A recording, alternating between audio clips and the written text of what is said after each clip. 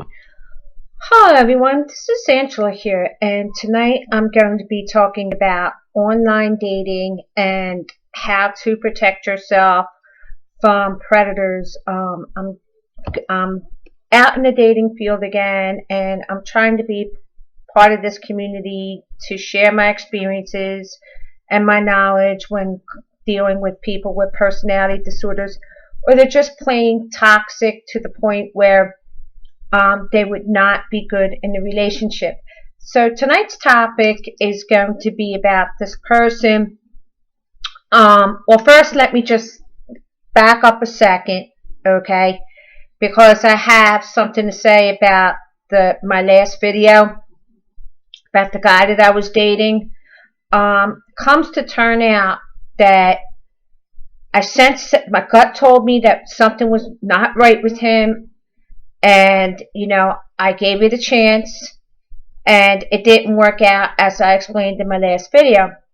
So I went back on OkCupid because I still had my profile activated. I did not, I was not really exclusive with him formally. I was informally exclusive, but not formally exclusive, if you know what I mean. We just kind of dated, but I didn't, I wasn't seeing anybody else because I really didn't have the time to be serial dating. That's why. So it was an informal, exclusive relationship that pretty much crashed and burned. So I go back online and I start looking at our old messages, and I come to discover that he had told me that he had 3 kids. I met him late February, and he told me that he had 3 kids that he shared custody with, but he conveniently did not tell me about his 2 grown adult children that he had. So he kept that from me. So altogether he had 5 children, 2 adults and 3 young children, and he did not disclose that to me until a month and a half in the relationship, and I didn't even know it. I said, I thought you said you had 3 children. And he said, no, I told you I had 5 children. And, I believed him at first. I believed him. I was like, did he tell me he had 5 kids? I thought he said 3. But then when I went back and I looked at our written conversation, he said that he only had 3 kids. So somebody who does not disclose all of their children, that is a deal breaker, and that is not somebody that I will, mm-mm, mm-mm. Regardless of this happening, this latest incident about going away or whatever, it was due to be terminated based on that fact alone. My advice, do not continue dating a person that hides things from you intentionally, especially children. Unbelievable. Okay. So this video is going to be about psychopaths, okay? You have to watch out for psychopaths online, and psychopaths, narcissists, borderlines, you name it. But I did encounter a psychopath. I just never did a video on it, and this was way back in December. It started in October when I started, going online just to talk to people, but I didn't actually start meeting people until late December. But I talked to this guy. He had an outstanding profile, seemed well put together, and we exchanged numbers. I felt that comfortable with him, and so we had text message conversations going back and forth, and I want to share with you all this text message conversation that I had with him. Excuse me. and how I immediately terminated any thought or prospect of meeting this person. And this is a really important thing that I'm going to say to you all who's watching this. I appreciate you guys watching my video so that we could all help each other in healing and moving forward safely and effectively. Okay, so here it goes. And this person, I will call him Bill. Okay, so he says, "Hi, it's Bill. Just saying hi and seeing how you are doing." "Hi, I'm doing fine. Thanks for asking. I hope that you are doing okay." So he says, "Just working. Have you had any luck on OkCupid?" And I said, "I haven't met anyone yet." And he said, "Why not? You are attractive." And I said, "I have not put the time into it. I have been working a lot and taking care of other things at the moment." So then he says, "Sorry to hear that." So then I said, "It's okay. I'm just chilling out." And then he says, "Maybe you still need a nice guy to take you out." And I said, "Maybe, who knows?" And then he said, "Maybe you just need a little amazing passion." Then I said, "I think everyone needs that at some point, unless you're a priest or a nun, just trying to lighten it up the conversation." And then he says, "Maybe you just need a nice guy to take you out." So then I asked him, "And what do you need?" And he said, "Great sex and passion, then holding each other.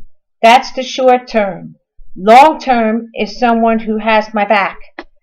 And right then and there, I decided this guy is getting tossed. Okay, this guy is getting tossed just by that one paragraph.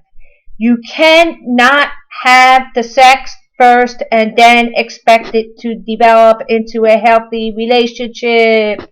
It does not work that way 99.9% of the time.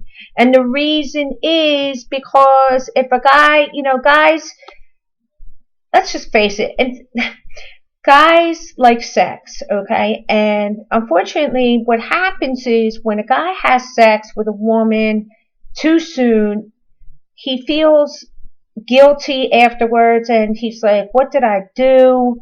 Because he really doesn't know the person, and but he has trouble controlling that urge, and then he feels guilty, and he just is like, ugh. And then he starts avoiding you because he doesn't, it's all part of the game. Anyway, like Steve Harvey said, "Don't hate the player, hate the game." Anyway, continuing on. So then I said, "I see. So what are you saying?" So then I said to him, so what you are saying is that you would like to have great passion in a committed relationship?" And he says, "I would like to have great passion with one woman. I would also like a woman who can hold a conversation." And then I said, "Well, I can understand that part about holding a conversation." And then he said, "You don't understand the other part?" And I said, "No, not so soon."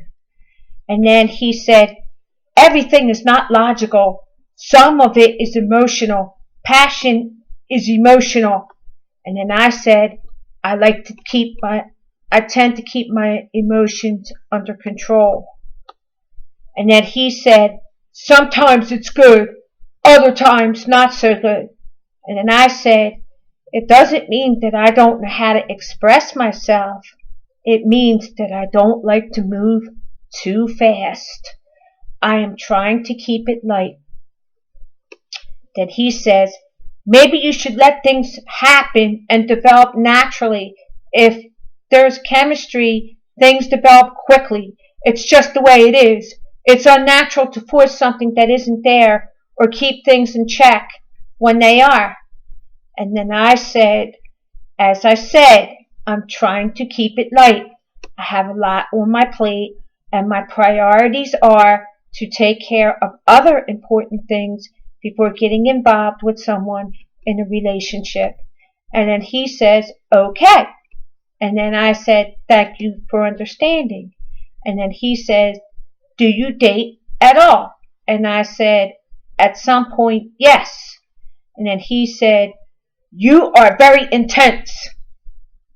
And then I said, whatever gave you that idea? And he said, just a vibe I get. Now, keep in mind, I never met this person, and he's already telling me that I'm intense, and, you know, he's trying to get into my psyche here, but whatever. And so I said to him, I don't know what you mean by intense. And he said, focused intense. And then I pretty much was like, this person is a whack job, okay? He could be a potential psychopath, and, he's telling me how I feel. He's telling me that I'm intense. He hasn't even met me, don't even know my last name. And then I said to him, well, I wish you luck on your pursuit of a relationship. And then he said, you too. And I could tell that he was quite irate because I wasn't falling for what he was saying. This person was actually very overtly looking for sex. And this person got kicked to the curb. But before then, I said, I wish you luck on your pursuit of a relationship, Bill. He said, you too. You are extremely intense. Go out and get laid. You need it. And then I said, I don't appreciate being talked to that way. It's not nice, and I'm quite offended by that last message. And he never messaged me back with an apology or anything like that because this person had an agenda, okay? Now, I saw this person's picture, and he was a very decent looking man. He's my age, and I said, I know this person from someplace, and I couldn't picture it. I'm like, how do I know this person? And here, after this all, some time had passed, I remembered where I know him from. He had dated one of my friends' friend, okay? He had dated this lady that I used to work with. He had dated her friend. And I remember from a picture years ago that she had shown me or something like that, but I remember it was him. What had happened was he had dated this girl Lois, and this girl Lois got a restraining order on him because he punched out her kitchen window or something like that. And I was like, oh my God, I can't believe that's the same guy. So my advice to you is, if somebody's speaking to you like this, where they're telling you you need to go get laid, and you're very intense, and you're this and that and that, you need to get rid of them, because you're potentially dealing with a psychopath, possibly a rapist, or some other dangerous individual. And I'm telling you, it was him. I know so. And so with that said, I'm going to stop this video. I might do another one tonight. I'm not sure. But wait a minute. Before I end this video, I just want to say that there are quite a few online dating sites that you got to watch out for. Okay? And I'm going to tell you one dating site that I would definitely, absolutely stay away from is Tinder. And here's why. A lot of young people use Tinder, and Tinder is a dating site in the United States where people just hook up to meet in public places and stuff like that. That website has been having a lot of problems because the people that have gotten in relationships by meeting on Tinder. Women have been complaining that men have been keeping their Tinder accounts and going and hooking up with other women. So Tinder, in my opinion, would be one that I would definitely stay away from, because that would be a very wonderful tool for a somatic narcissist to use. So you gotta be careful with that. It's really your choice, but my experience with dating and relationships and online dating, I would definitely stay away from Tinder. So what else do I want to say? Oh, another thing that I learned my lesson from this last guy that I dated. He did not take the time to fill out the profile on OkCupid, and that was another red flag. I tend to try to stay away from people that do not have a full profile on their account, because here's the thing: when the questions that OkCupid asks are really good at spotting narcissists and people that have personality disorders. So if whatever online dating thing that you're online doing, make sure you take the time to read the profiles, okay? Read them and take your time. So I can't think of anything else right now, so I think I'm going to stop this video. It's already starting to get long, and I'm getting ready to do another video in a few minutes. So take care.